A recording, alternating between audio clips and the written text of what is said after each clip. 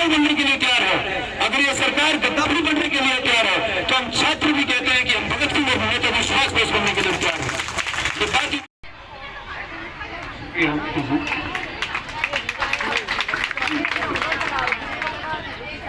आदर व सम्मान के योग आज के इस एक दिवसीय धरने में भिन्न मांगों को लेकर के आज आप मानसरोवर पार्क में जो आए हैं, माताएं बहनें, कार्यकर्ता, सहायिका यूनियन और तमाम संगठनों के वो लोग जो एक हकूक की लड़ाई में लड़ने को अपना सरोकार समझते हैं, उनका वास्ता जो समझते हैं, उन सभी लोगों को मैं छात्र संगठन ऑल इंडिया डेमोक्रेटिक संगठन की तरफ से क्रांतिकारी अभिनंदन करता हूँ, सलाम करता हूँ, शुक्रिया अदा करता हूँ।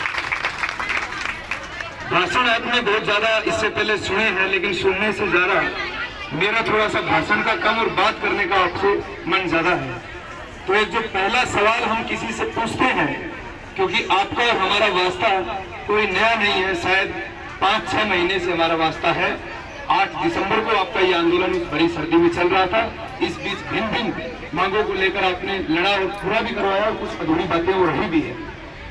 आपसे पहला सवाल मैं पूछता हूँ कि क्या हाल है, आपका जवाब क्या होगा? बताइए। नहीं, आप भूले कि मुझे जो लग रहा था वो लग रहा था कि आपको बोलना चाहिए जो मेरी दादी जी से मैंने सीखा कि बेटा वही घोड़े और वही मैदान है। तो बताइए ये वही घोड़ा और वही मैदान है कि नहीं? वही मानसरोवर पार्क और वही आंगनबाड़ी कार्यकर्ता है कि नहीं? वही कार्यकर्ता और वही मांगे है कि नहीं? वही संगठन और वही एचएस है कि नहीं?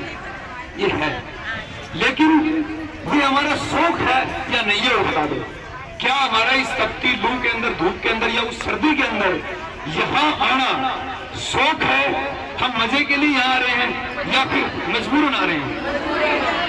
बताइए जरा, सभी बताइए, मजबूरन आ रहे हैं या फिर मजबूर?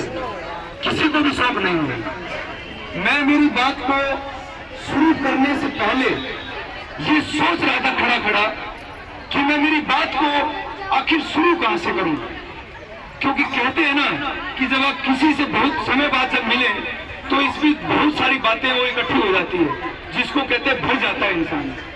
तो बात कंफ्यूजन था कि मैं शुरू कहां से करूं।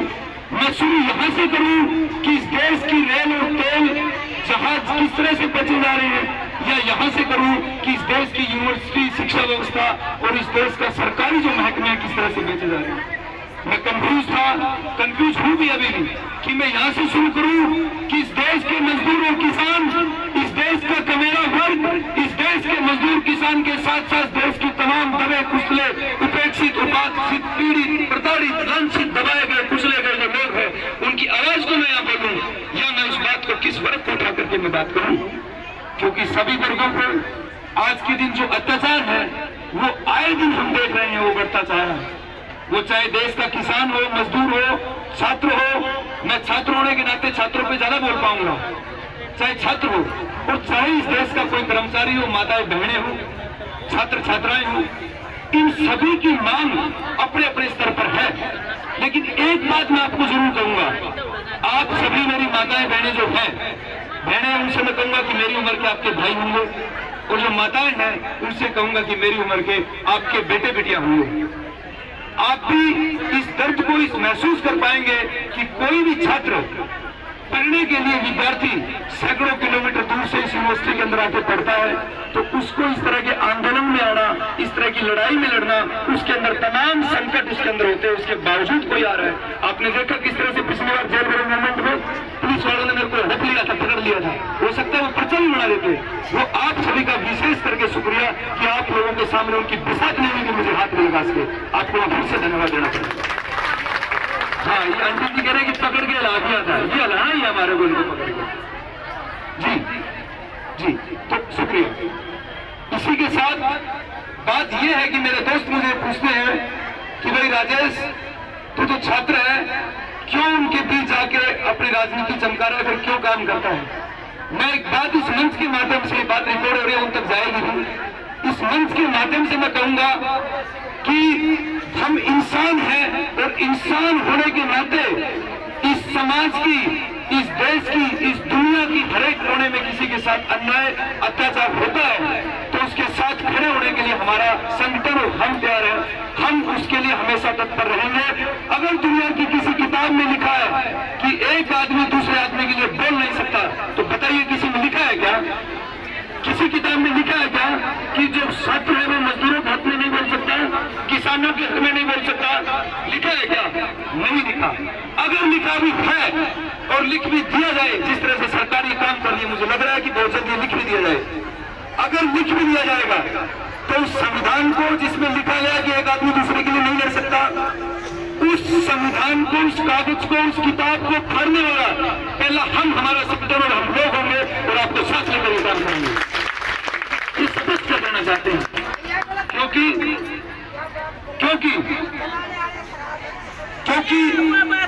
जिस बात में दुनिया के किसी भी कानून में, कानून जो है वो इंसान के लिए बनाया जाता है, ना कि इंसान कानून की भीड़ चढ़ने के लिए है। और आज जिस तरह से कानूनों में तब्दीली करके, काले कानून बना करके, आज शायद आपको ना पता हो कि 70 धारा ऐसी इस कानून में, संविधान में है। मैं लौका विद्यार्थी हूँ तो इसलिए थोड़ा सा उसको स्पष्ट भी कर सकता हूँ, जिसमें आप कुछ भी ना करो, केवल आप पार्क में कहीं बैठे हो या कहीं अपने घर बैठे हो, तो आपको पकड़ के उठा के जेल में डाल दिया जाएगा और 3 महीने बाद फिर एक्सपेंड करके आपको सालों साल जेल के अंदर छुड़ाया जाएगा। ऐसा है, आपने ऐसे एग्जाम्पल देखे होंगे। बिना कसूर 20-20 साल तक जेल में लोगों को रखा जाता है। ये होता है जी, आप स्वीकार कितना करते हैं मुझे नहीं पता, ये कानूनों में है, कानूनों में बनाए गए।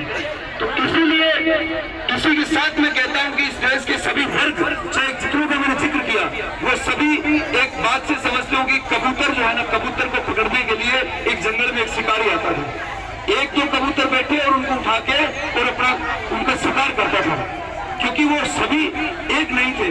लेकिन एक कबूतर ने कहा कि क्यों ना एक दिन जब ये शिकारी शिकार करने आए तो हम सभी कबूतर इस पे एक साथ बैठ जाएं और इस जो जाल बिछा रखा है, इस जाल को ही हम क्यों ना आसमान में ले उड़े। और एक दिन वही हुआ और मेरी उम्मीद है और मेरा पूरा विश्वास है कि इस देश के अंदर जो तमाम जो लोग हैं, जिनको जाति के नाम पे, धर्म के नाम पे, मजहब के नाम पे, कौम परस्ती के किस के नाम पे न जाने, अंधराष्ट्रवाद के नाम पे जो भटका रहे हैं तमाम लोगों को, ये लोग उसी तरह से सरकार के बिछाए गए जाल को एक दिन आसमान में ले उठेंगे और उनको 7 समुद्र पार तक इनको खदेड़ देंगे, इनको देश के अंदर आने तक नहीं उड़ेंगे। देश की जनता करेगी। देश की जनता कब करेगी? जब एक सचेत मानसिकता, सचेत जागरूकता इंसान के अंदर होगी। आपने बहुत सारे, जब मेरी तरह यहाँ भाषण देने आते हैं, बहुत सारे छात्र संगठन मेरे यूनिवर्सिटी में है, उसमें मैं एक घटना का जिक्र जो अभी कर रहा हूँ मैं वो आपके सामने पेश करना चाहता हूँ, क्योंकि आपके बेटे बेटियां भी इस बात को सुनेंगे और वो भी एमडी यूनिवर्सिटी के छात्र छात्राएं होंगे। दयानंद, अभी हम 2 महीने का मूवमेंट जीत के आए हैं, कैसे जीते हैं वो बताऊंगा। एमडी यूनिवर्सिटी में 31 दिसंबर को जब देश की यूनिवर्सिटियां बंद पड़ी थी, कोविड का नाम लेकर जब बंद कर दिया गया, उस टाइम एक मीटिंग बिठा के गुपचुप तरीके से जो फीस 5,000 थी उस फीस को कर दिया कितना? 10,000। जो 10,000 थी उसको कर दिया कितना? 20,000। जो फीस 300 से उसको कर दिया कितना? 600। जो थी 500 उसको कर दिया कितना? 1,000। इसी तरह से एक छोटा सा कागज लेने की फीस थी 600 रुपए, जो माइग्रेशन सर्टिफिकेट, शायद आपने ग्रेजुएशन किया कुछ भी किया तो पता होगा, उस सर्टिफिकेट की फीस कर दी 600। आप बताइए मुझे, क्या आपकी सैलरी इस तरह से कभी बढ़ी है क्या? आप कभी सपना भी देख सकते हैं कि आपकी जो सैलरी आज 1500 है, कल 3,000 हो जाएगी? आज आपकी सैलरी 6,000 है, वो अगले दिन 12,000 हो जाएगी? हो सकता है क्या? आप प्रधानमंत्री जी की जो घोषणा की गई है 2018 की, उसमें कुछ 100 रुपए बढ़ाने के लिए आप 6 महीने से आंदोलन कर रहे हो, तो मैं भी देख रहा हूँ, आप भी देख रहे हैं, हम सभी देख रहे हैं। तो इस तरह से नाजायज जो फीस बढ़ोतरी वो की गई और उस फीस बढ़ोतरी का कोई लेटर भी यूनिवर्सिटी की साइट पे नहीं आया, गुपचुप तरीके से, जिसको कहते हैं चोरी उन्होंने की, और चोरी के साथ साथ लूट भी की। एक भीख मांगता हुआ बच्चा यहाँ गरीब अगर हमारा पर्स उठा ले, अगर हमारा मोबाइल उठा ले, तो उसको हम चोर बोलते हैं। तो इन लोगों को क्या कहोगे जी? क्या कहोगे? जोर से बोलिए। चोर, लुटेरा, ये चोर और लुटेरा है। और चोर और लुटेरे का इलाज क्या होता है?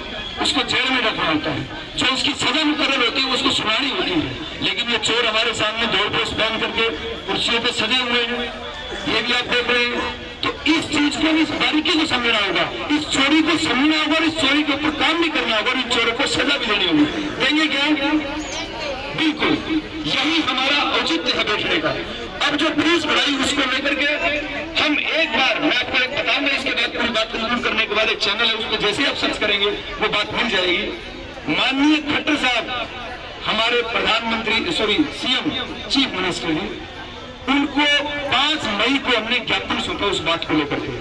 और हमारा धरना, हमारी लीडरशिप में एमडी यूनिवर्सिटी में 16 दिन चला और 16वें दिन वो आंदोलन जीता। इस देश के स्टूडेंट्स की, इस एमडी यूनिवर्सिटी के छात्र छात्राओं की, हमारे संगठन की और उन तमाम लोगों की जीत हुई और इस लक्ष्य प्रशासन की सरकार की हार हुई। ये आज इसीलिए मैं आपको कहता हूं कि जब हम किसी चीज को तसल्ली से लड़ते हैं तो जीतते नहीं है और आगे भी बढ़ते हैं। वो आंदोलन 2 महीने तक विभिन्न पेजों में चला, मार्च से लेकर के, लेकिन अभी 9 तारीख की अखबार की कटिंग मेरे साथ, सभी जो कटिंग है इसमें कच्चा चिट्टा इस सबका बात का है, कैसे फीस बढ़ी, वो लेटर क्या है, अखबारों में क्या खबरें छपी, किसने क्या किया, वो सब ये बातें हैं, देख सकते हैं पूरी की पूरी फाइल ये मैंने तैयार करी हुई है। इसी के साथ हम उस आंदोलन को जीते और इस बात को आप जरूर उच्चारेंगे कि देखो बेटिया, एक तरफ जहां हमारे साथ आंगनवाड़ी वर्करों के साथ जो दिक्कत है, उसी तरह से हमारे जो बेटे बेटियां पढ़ रहे हैं, आप जो पढ़ रहे हैं, आपके साथ भी वो दिक्कत है। इसीलिए हम दोनों का दर्द बराबर है। और कहावत जो कहते हैं ना, एक जो कहावत बोलते हैं कि क्या दुख जाने दुखिया माई, जाके फिर ना फटे बीमारी, जिसके पैर में जो पीड़ा नहीं वो क्या समझे। इसलिए शायद उस दर्द को सभी समझते होंगे, आपके बेटे भी कभी उसको समझेंगे। इसीलिए वो आंदोलन में इस तरह की गतिविधि में शरीर किसी की आदमी के पक्ष में बोलने के लिए उनके अंदर एक जज्बा पैदा है। ये संस्कार, ये बात आपको उनके अंदर लगानी पड़ेगी और डालनी पड़ेगी। मैं मेरी बात को बहुत ज्यादा लंबा न खींचते हुए, बात को बहुत कुछ मैं कह सकता हूँ, लेकिन फिर भी मैं इतना ही कहूंगा कि सरकार और तानाशाह चाहे कितना भी मजबूत क्यों ना हो जाए, कितनी भी तलवार मजबूत क्यों ना हो जाए, लेकिन सारी गर्दनें न काटी जा सकती और न झुकाई जा सकती। ये दुनिया का इतिहास है और ये हमारा इतिहास है। हम न थकेंगे, न डरेंगे, न डरेंगे। हम अंतिम दम तक, अगर ये सरकार हिटलर बनने के लिए तैयार है, अगर ये सरकार गद्दाफी बनने के लिए तैयार है, तो हम छात्र भी कहते हैं कि हम भगत सिंह और नेता विश्वास पेश करने के लिए तैयार है। ये बात इनको अच्छे से सांस के माध्यम से समझ में आ जाना चाहिए। हम लड़ेंगे, अंतिम दम तक लड़ेंगे, कभी इनके सामने घुटने नहीं टेकेंगे, सरेंडर नहीं करेंगे, क्योंकि हम पता है कि हमारे पूर्वज कौन है, हमारे पूर्वज कौन है। हमारे पूर्वज है भगत सिंह और सुभाष चंद्र बोस, चंद्रशेखर आजाद, राजेंद्र लाहिड़ी, अशफाक उल्लाह। ये जो सब लोग हैं जो आम गरीब घरों से आकर भी इस देश की जैसा दिलों ने बदला, उन लोगों की जो तस्वीर है, उन लोगों की जो बात है, वो हमारे दिलों में है। उनको मानने वाले कभी डर सकते हैं क्या? बताओ, डरे क्या जी? कभी भी नहीं डरे और ना ही डरेंगे। ये विश्वास हम आपको दिलाते हैं और हम लड़ते रहेंगे और लड़ेंगे और जीतेंगे। लड़े हैं, जीते हैं और लड़ेंगे, जीतेंगे, यही हमारा नारा है। इसी बात के साथ मैं मेरी बात को संपन्न पूरा करते हुए एक बात कह रहा हूँ कि हम जितनी हमारे अंदर ताकत है, जितना हमारा संगठन का विस्तार है, जितनी हमारी फोर्स है, आज वो आंदोलन तो भी जीता ही जीता है। मुझे आज सुबह ही एचई यूनिवर्सिटी मेरे डिस्ट्रिक्ट हिसार की, वहीं से किसी अनजान नंबर से फोन आया कि जी आप एचएस राजेश बोल रहे हैं जी। तो हमारी यूनिवर्सिटी में 2.5 लाख रुपए लेकर के एडमिशन दिलाया गया। अब रजिस्ट्रार और जो वहां के डीसी है, नाम लेके बता दो उनका कि वो जो है कह रहे हैं कि हम आपको दोबारा करना पड़ेगा और फीस दोबारा देनी पड़ेगी, फीस के और तमाम चीजों के नाम कर दो। तो ये अत्याचार वो खुद हो रहा था लड़का कि हमारे साथ ये टॉर्चर है, हमारे साथ। आप हमारी बात को सुनने के लिए कम से कम हिसार आए। आज मुझे हिसार जाना था, मैंने उससे रिक्वेस्ट करके कहा कि मैं आपकी बात हिसार तो नहीं, आज मैं हमारी माताएं बहनें वहां बैठी है मानसरोवर पार्क में, उनसे थोड़ा मिलता हूँ, कल आपके पास आता हूँ। तो ये जो समस्या है हर यूनिवर्सिटी की, हर स्टूडेंट्स की और यूनिवर्सिटी को आज बेचने के लिए लगातार ये सरकार ने फरमान सुना रही है। इन सब फरमानों को फिर कभी चर्चा करेंगे, कैसे सुना रही है, कैसे यूनिवर्सिटी बेच रही है, इस पर भी मेरी बात को मेरी तसल्ली से सुना। इसके साथ 2 नारे लगाते हुए मैं मेरी बात को संपन्न कर रहा हूँ। पूंजीपतियों से यारी देश से गद्दारी नहीं चलेगी, पूंजीपतियों से यारी देश से गद्दारी नहीं चलेगी।